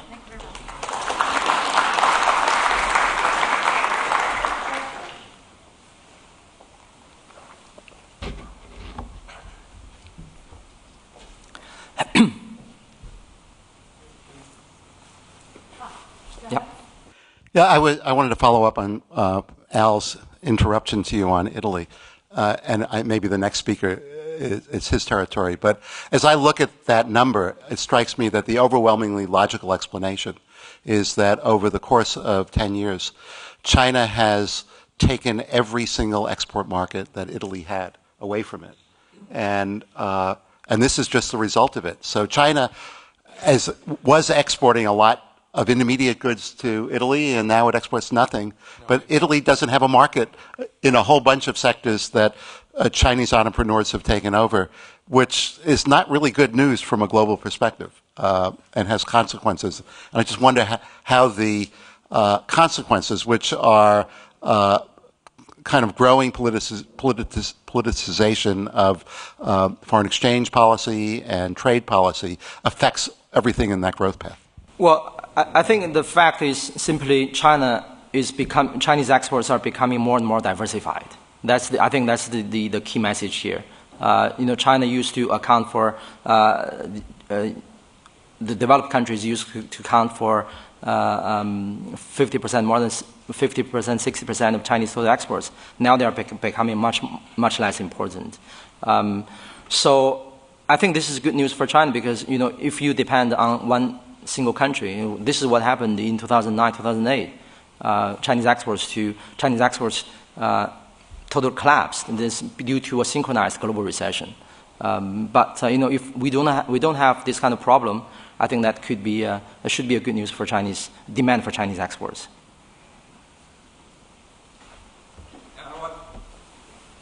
Yeah, how well do you see China succeeding in weaning its economy from dependence on the real estate and construction sector? I know you said there'd be a lot of demand for houses, but especially factoring in a lot of the new construction are units that 530 million that will likely pour in probably won't be able to maybe afford in the next decade. Yeah. Well, I think my view is that, regardless whether or not you are able to afford a home in China, if people are physically in the cities, they need a place to live. Either private developers build or the government has to build. So if we have 530 million urban citizens who will move to the cities in the next 30 years, let's say, you need to build almost 200 million homes. So that translates into around 10 million homes per year.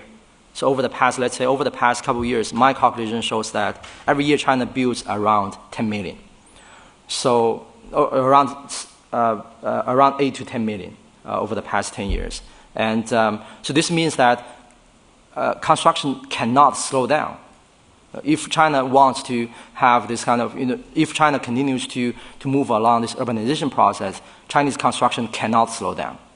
So one of the, people are saying there's a construction bubble in China, but I think one of the key differences that Chinese cities have with, let's say, some other countries like India or Brazil. In Chinese cities, there's no slum area. So basically, why those countries have slum areas is because people cannot afford to live in a commercialized housing market. So they have. So I think this is why it makes sense for Chinese government to build. One of the housing tightening measures that they are doing today is a big part of that is to build so-called social housing. So I think this is a huge deal. I think this not only makes economic sense, but also I think makes a political and in the social sense. Okay, thank you very much. Great, thank you. Okay, our last speaker for the morning session is Dr. Mahmoud Al-Gamal, who is the Will Clayton Fellow in International Economics here at the Baker Institute, and also a professor in our Department of Economics, where he holds the chair in Islamic Economics, Finance, and Management. Mahmoud is my co-author of a recent book, Oil, Dollars, Debt, and Crises, and he always has some very interesting take on international economics, so we look forward to his presentation this morning.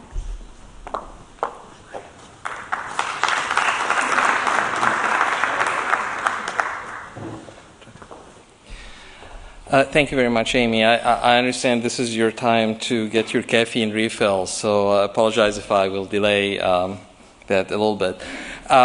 This is in a way a complementary talk to the previous one by Dr. Wang.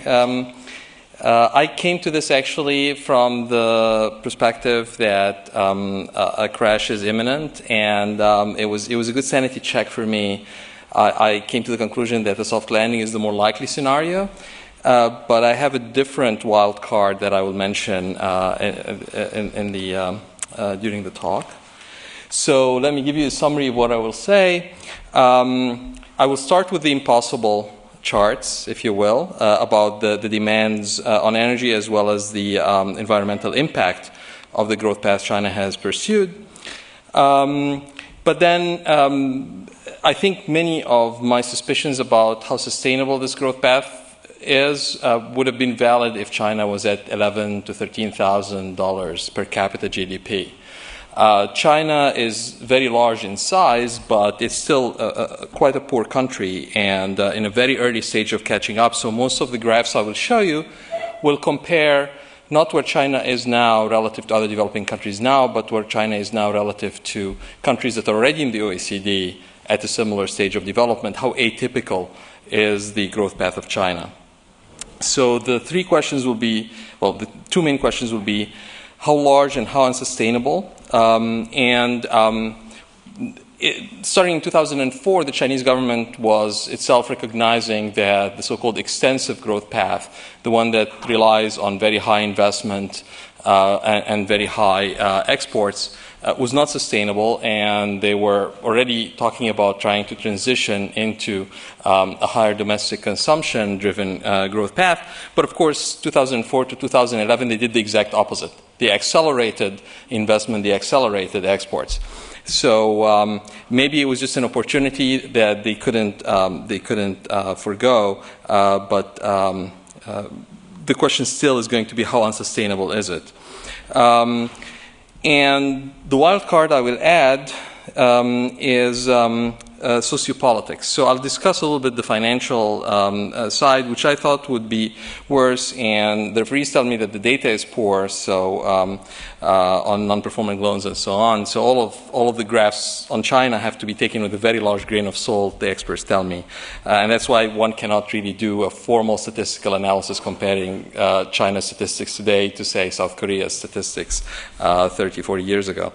But nonetheless, I think a qualitative comparison can be made, and the sociopolitical aspect, I think, should not be ignored, and that would be my conclusion. So we expect a soft landing. The problem is the soft landing to 8% plus, in which case the authoritarian bargain might be sustainable, or is it going to be a soft landing to something lower, in which case the authoritarian bargain might break down the way the so-called Arab Spring in countries that have been pursuing the Chinese model has derailed that growth model.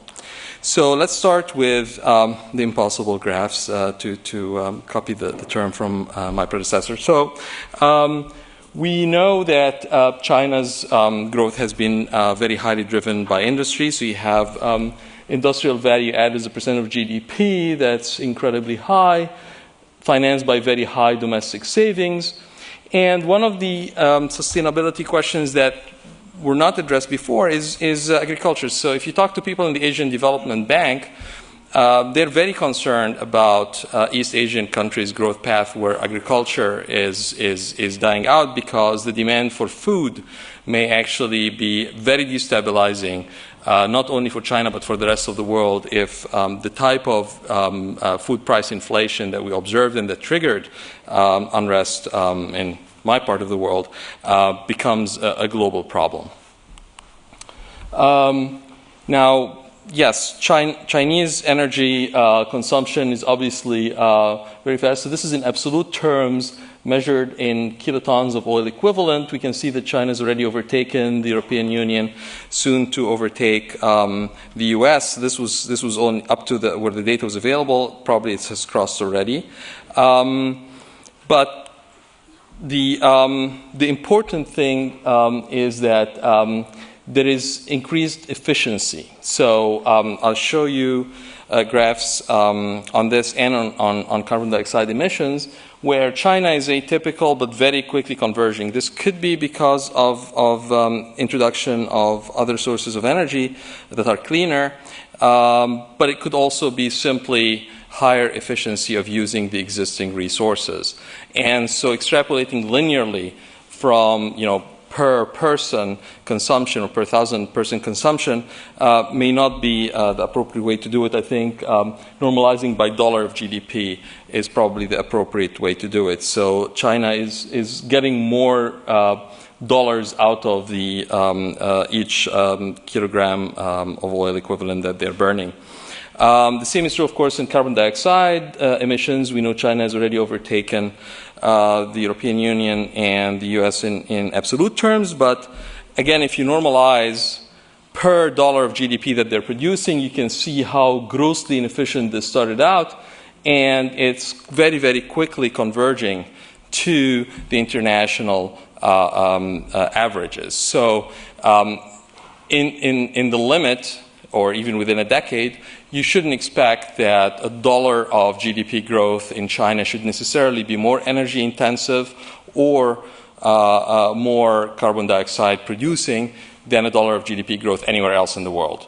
So in a sense, how atypical is China in that area? The impossible graphs, in a way, is not my major concern because I think China is making great strides, driven mainly by economic considerations, to close that gap.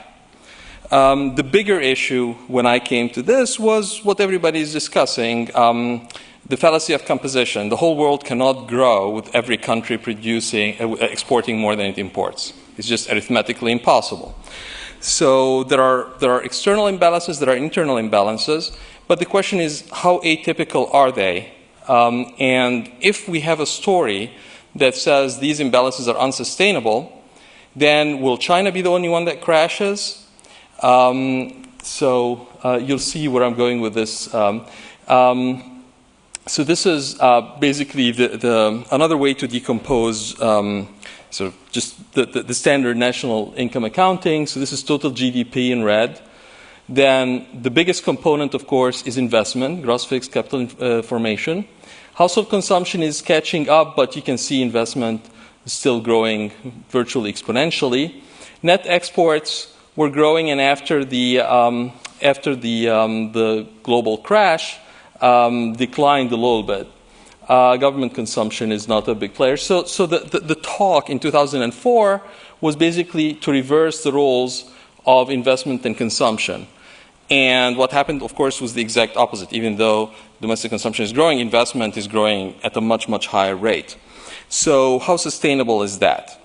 I think the right way to look at it will be shown would be, again, to normalize per dollar of GDP compared to countries at a similar stage of development. And we have to remember China, for all its size, is still at a very, very early stage of development. I think that was the mental correction I had to make in order to come to the conclusion that a soft landing will be more likely. So who are the competitors? So in terms of the external imbalances, I will just throw in Germany and Japan. So we know the U.S. of course has been growing by consuming and importing and borrowing. But if we sort of look at a mirror image that is roughly China plus Japan plus Germany, it almost looks like that's not necessarily saying that these trade deficits are bilateral with the U.S., just in terms of the global imbalances picture. They're about roughly the same magnitude. And, China is big, but if you add Japan and Germany together, they will overtake China a little bit. So, and of course, Japan and Germany are very advanced economies that are still dependent on trade surpluses. So any changes in the global environment that will lead to the Chinese export-driven growth dying will also kill Japan and Germany. Now, China is the least of our worries, if we're in that world, right? So let's go to the imbalances, and let's look at the investment story.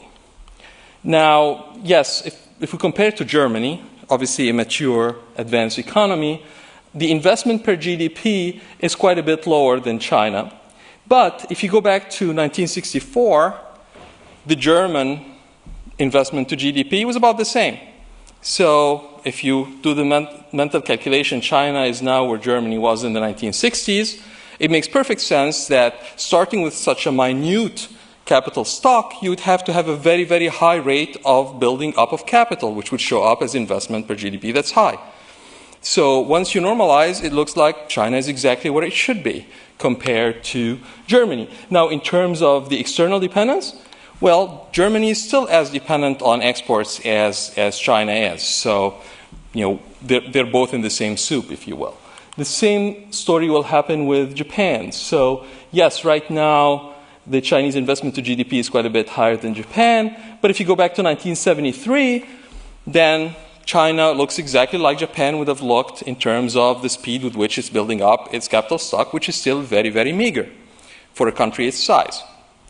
So it makes perfect sense. And of course, Japan is even more dependent on exports than China. So if you have any stories about the global recession in Europe, etc., killing the Chinese growth story, then it's going to kill the Japanese story even more than it, it's sort of it's a zombie economy right now trying to recover from the last decade. But imagine whatever factors are going to kill Japan, are going to kill China, are also going to kill Japan and Germany, and a number of other. So that's sort of a catastrophic end to globalization. Now we're talking the world of trade wars, etc. We're back to the early 20th century, right? After the first wave of globalization at the end of the 19th century died, post-World War I. So there is a catastrophic scenario, but there is no reasonable scenario in which China by itself collapses because of these. Now, in terms of the distribution of growth, I want to compare also how the growth of exports of China, its decomposition to different parts of the world compares to the other countries. The previous speaker spoke about how the U.S. is playing a lesser role, and indeed, the whole story really in the U.S. is driven by our perspective and not looking at where the growth of demand in the world is coming from, which is from emerging markets. So just try to keep a snapshot of this picture in your head that exports to all advanced economies are still the biggest part of the exports of China, but exports to the U.S. have sort of stagnated, and exports to emerging markets is where the growth is happening. The same picture exactly is going to repeat for Germany. So in the case of Germany, exports to the U.S. have even declined, and exports to emerging markets is where the growth is happening. Japan, same story. Exports to the US are dying. Exports to emerging markets are growing. So the composition, what they're producing, where they're exporting, China is moving up the value chain, going from low value-added manufacturers to higher value-added manufacturers. Danny Roderick, Ricardo Hausman, that group in the Kennedy School have been studying the composition of Chinese exports, and it's very much moving up the value chain just like Japan did before it. So the composition, the magnitudes, everything looks exactly like those countries. So any story about why that export-oriented growth for China is unsustainable would have to apply to those as well. Then we're in the catastrophe scenario. So you can't single out China on this. The same is true for imports if you want to look at, because we're looking at the trade surplus exports minus imports, exact same story. Imports from the US have stagnated, imports from emerging markets are growing. So basically China is integrated in a network of emerging markets, buying more and selling more to them. The gains from trade are materializing in these emerging markets, and the US is basically a dying story in this global picture right now.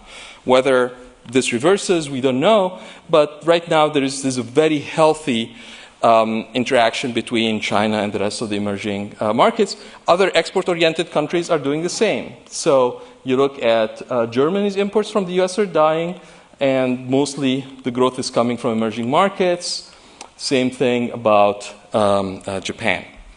Okay, so the trade story, I think the trade imbalance story about why China's growth path is unsustainable may very well be valid, but if it is valid, then it's a much worse case than just China dying. Okay, we're not talking about China dropping to 3% growth and that's the end of it. We're talking about Japan going to negative 5%, Germany going to 0 to negative 5%. We're talking catastrophe.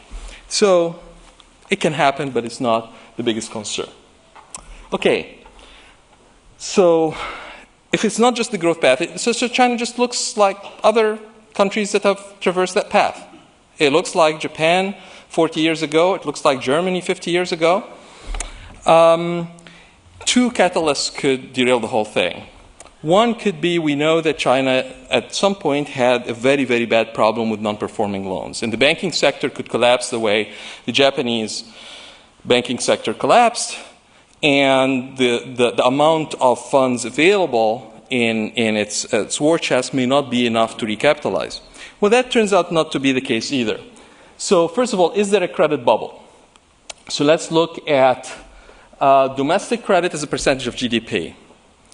Is Chinese growth fueled by a lot of bank lending relative to the rest of the world, where here's China in the red, compared here to Korea? Yes, Korea is a little bit more conservative in terms of how aggressive it is on credit creation, but China looks good relative to Germany, and that's as conservative as you can get when it comes to banking, and it's certainly much, much more conservative compared to Japan. So again, there may be a credit bubble if you want to think of some absolute standard, but compared to the rest of the world, it doesn't look like the Chinese growth is really driven so much by these forced loans that the government is forcing the public banks to make to industry, I thought before I started actually just looking at the numbers. Now, how about non-performing loans? Yes, there was a very serious problem around the beginning of the new millennium. But pretty much and again, the referee says, well, don't believe these numbers, but I think that applies to all numbers coming out of China. But I think direction is something to be believed. And so even if you don't believe that the non-performing loans in China now as a percentage of total loans is lower than Germany's, so I take that with a grain of salt. But it basically says they're going in the right direction. Non-performing loans as a percentage has declined precipitously, right? Whether or not the Chinese banking system is more sound than the German, I'm not willing to buy that yet. But it's not as big a problem. And the war chest, when we were starting this story back in 2004, was minuscule compared to what it is now. I mean, China has just accumulated humongous amounts of savings. So if they need to recapitalize this banking system for any reason, they can easily do it. The capitalization figures are the dashed lines. So according to this picture also, Chinese banks are better capitalized than the German, which again I would take with a little bit of a grain of salt, but it goes with the story about leverage not being excessive, there not being an atypical credit bubble, if you will. The whole world is in a credit bubble, of course. But the Chinese credit bubble is not atypical relative to the rest of the world. So again, if that explodes, we're in an even deeper problem, right? So it's not China by itself. Now so now I'm gonna come completely from left field and tell you what I think is the threat. The threat is political unrest.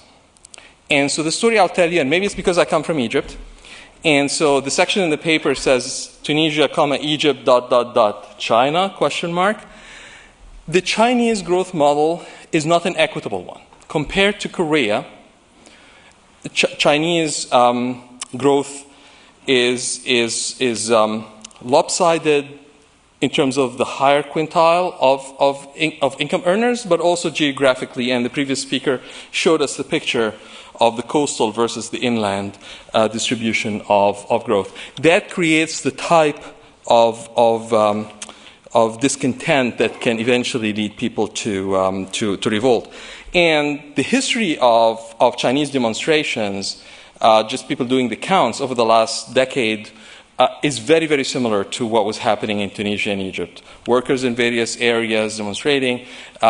You don't have to go back all the way to Tiananmen, but more recently, lots of pockets of unrest have been occurring. And the question is, can something like this happen in China? And that's extremely destabilizing. So far, the story is the authoritarian bargain has worked in China because the Chinese government has been able to deliver the goods. We'll give you growth, we'll give you jobs, and you shut up and don't demand any participation in politics or in deciding the direction of the country. But soft landing means that growth declines. It doesn't crash, but growth is lower. When growth is lower, per capita, you can give less bribes for people to accept the authoritarian bargain. And that's done in an inequitable way. So there will be lots of angry people, and with possible inflation in food prices, that's a recipe for disaster. But then I'll also dismiss that a little bit later. But here are some pictures to suggest how. So Korea is the brown. So this is income distribution in quintiles. So you can see how much more equitable Korea is relative to China, which is the blue bar. China being much more similar to Tunisia and Egypt than it is to Korea, not surprisingly because Tunisia and Egypt have been trying to copy the FDI, export-oriented, investment-driven growth path of China, and actually inviting Chinese experts to teach them how to build economic zones and so on. Now, these are minuscule in comparison, so I'll get to that. Income distribution and education attainment, you can see, the Korean model created a much more equitable opportunity for its citizens by increasing the educational attainment of its people, whereas, again, China, the blue bar, looks a lot more like Tunisia and Egypt in terms of the percentage who have access to these higher attainments. Now, here is an extra problem. We know the savings rates are very high, and like Egypt, China has negative real interest rates on deposits. And during the last few years, negative real interest rates on lending. So if I, as a hard worker who saves 40% of his income, I'm putting my money in the bank to earn negative 10%, negative 6%. This is China's. So negative 4%. And I know that it's being lent out to somebody else at negative 1%. All that person has to do is just put it in gold or something. I will think this is redistribution from the poor to the rich, right? And that's a recipe for disaster. So not only has the growth been inequitable, but the policy, interest rates are set in China, the policy seems to favor the rich. So they have a lot of arguments. Now, I think that's the wild card for me. Not exports, because if exports dies for everybody else. The The big wild card is social unrest. And to be a little bit flippant, let's just have a rule of thumb. In Tunisia, the government was overthrown when 10% of the population, 1 million, went out of the streets at the same time. 1 out of 10 million. In Egypt, it happened when 8 out of 80 million went out. So the collective action problem of getting some, 120 million people out in the street at the same time seems daunting. So maybe China has that advantage, that the collective action problem is huge, but you could get very serious problems on a province-by-province basis. And I'm not a student of Chinese history, but what little I've read about it, the difficulty of a central government controlling all these different parts with very divergent growth paths is a very big problem. It's unlike Egypt, where you have the Nile Valley, and it's been a central government since before history was written. So China's growth path is, as a bottom line, China's growth path is not atypical. Its size is atypical. It's a very large country, but it's a very poor country. And eventually, when it reaches about $11,000 of GDP per capita, it will slow down to something reasonable like 4% growth rates. All countries do. The question is, how do we get from here to there? And whether in between people continue to accept the authoritarian bargain or demand something different. Korea was lucky that the point the authoritarian bargain was questioned was at the point where the income was high enough for it to continue as a much more democratic country. So soft landing seems, I think I've said my... another thing, and actually I attribute this to the referee was very good. He said, nobody will allow China to fail. Unlike countries where the rest of the world may say, yes, go on, call for democracy, the consequences are so high for the rest of us that we have to accept the authoritarian bargain in China. That's it.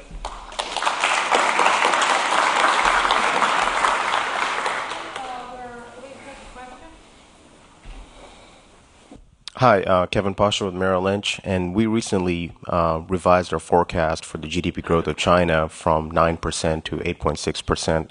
And while the previous speaker spoke quite eloquently about the pressures coming from the Eurozone, how do you see the speech on November 19th by Vice Premier Wang speaking of telling the local financial officials to, quote, take care of your own babies? When it comes to the LGFV loans by the federal government that you were alluding to, if question one, does that signify that there won't be a bailout for those potential bad loans going if they're not repaid down the future? And if two, if that is true, then do you foresee that adding to the social unrest that you're submitting here? Well, bailouts in China are very different from bailouts here, right? The Occupy Wall Street movement in the US can complain about profits being privatized, losses being socialized, because these are private banks, and the shareholders should have been wiped out. The shareholders of Citi and Bank of America should have been wiped out, no question about it. I mean, that's how capitalism works. In China, it's not capitalism. These are state-owned banks. Whether the government does the lending directly or does it through a state-owned bank, it's not taxpayer dollars. So it wouldn't be bailout. The question is, would you recapitalize these banks if it comes to the point where the capital ratios are too low by Basel III or even Basel II standards? How do you calculate the risk weighting of various things on the balance sheets of these public banks when they're lending to other entities with equally good accounting standards? If it becomes a serious problem, they'll do what they did before, right? If it becomes a point where the rest of the world is worried about the volume of non-performing loans, then they'll just write them off, recapitalize the banks, but it's all internal accounting, right? Mahmoud, in March 2008, the oil price was approximately 125, and we had the discussion about the interconnections between the oil price and the world economy. And one of your theories that this will collapse the world economy, and I didn't believe you, and I was wrong, and this happened. Now you have a different theory about the China and the bubbles and how is the soft landing. Definitely, if there is a soft landing, it will ignite the population, and China cannot sustain soft landing or 4% interest or growth less than 4%. So how do you see this? What time frame are you talking about, and how much you are confident from this theory? Well, if the global recession deepens to the point where Chinese growth within the next 5 years falls to even 6%, I think the geopolitical risks, the sort of the social unrest problem will become a very serious one. It is a huge collective action problem, right? And China has much better control over the media that you can use in order to organize massive protests than countries where unrest was possible. So it will be a very serious problem. Whether it will derail the growth path, it's very hard to tell. But it will be. I mean, we will know about it. Okay, on that bleak note, I'm going to let you all recharge with coffee. I want to thank all of our speakers this morning for some really great food for thought. We're running a little behind, so even though you all need a rest, I'm going to ask you to be succinct in your coffee and conversation, then we'll take a long recess time. I'll be back in about 10 minutes.